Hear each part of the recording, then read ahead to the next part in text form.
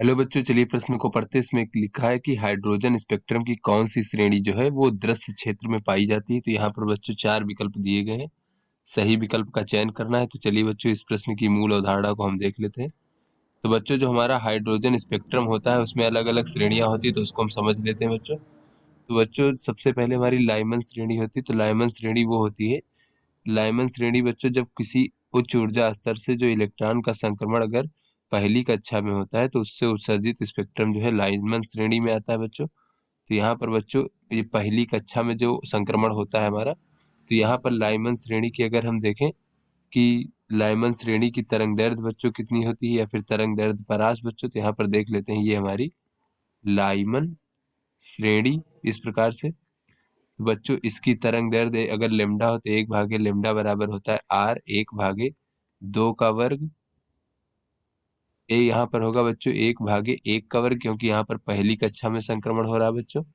और ऋण बच्चों 1/n का वर्ग, तो n कुछ भी हो सकता है बच्चों, n का मान 2 से लेकर के अनंत तक कुछ भी हो सकता है बच्चों इस प्रकार से। तो यहाँ पर बच्चों अगर हम इसकी परास देखें बच्चों, इसमें बच्चों तरंग दैर्ध्य की अगर हम परास देखें, जो बच्चों न्यूनतम तरंग दैर्ध्य है वो 91 नैनोमीटर होती है, और जो अधिकतम तरंग दैर्ध्य है बच्चों वो 121.5 नैनोमीटर होती है। इसी प्रकार से बच्चों जो हमारी बामर श्रेणी होती है वो क्या होती है बच्चों, तो बामर श्रेणी होती है कि जब उच्च ऊर्जा स्तर से इलेक्ट्रॉन का संक्रमण जो है दूसरी कक्षा में होता है तो उससे उत्सर्जित स्पेक्ट्रम जो होता है वो बामर श्रेणी में आता है।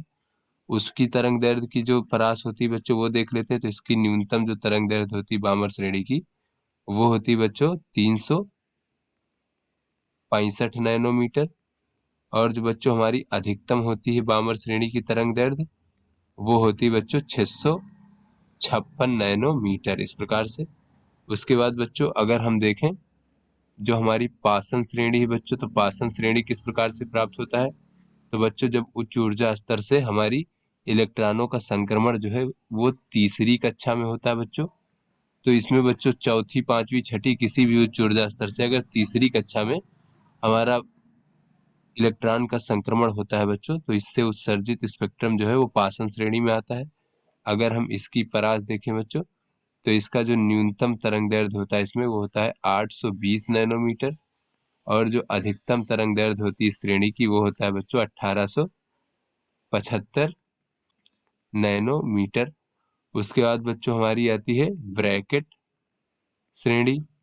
तो ब्रैकेट श्रेणी बच्चों तब प्राप्त होती है जब किसी भी उच्च ऊर्जा स्तर से बच्चों जब हमारे इलेक्ट्रॉन का संक्रमण चौथी कक्षा में होता है बच्चों। तो यहाँ पर n बराबर 5, 6, 7, 8, 9 किसी भी बच्चों कक्षा से जब इलेक्ट्रॉन का संक्रमण जो है चौथी कक्षा में होता है तो उससे उत्सर्जित जो स्पेक्ट्रम होता है उसे हम बामर श्रेणी ब्रैकेट श्रेणी बच्चों कहते हैं इस प्रकार से।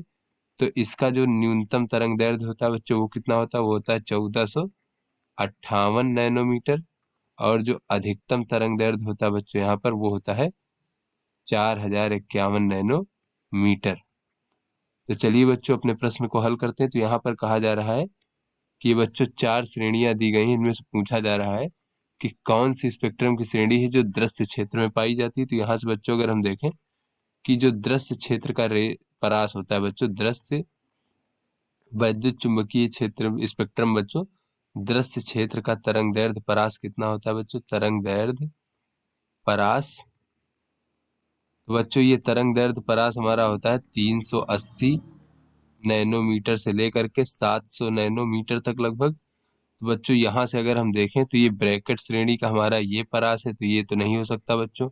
और ये 820 से 1875, तो ये पासन श्रेणी भी नहीं आ सकता बच्चों।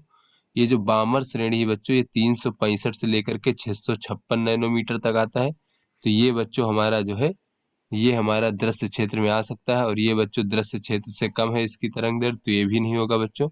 तो यहाँ से अगर हम सही विकल्प देखें तो ये जो बच्चों हमारा बामर श्रेणी है ये हमारा सही विकल्प है। तो आशा करते हैं आपको समझ में आ गया होगा। धन्यवाद।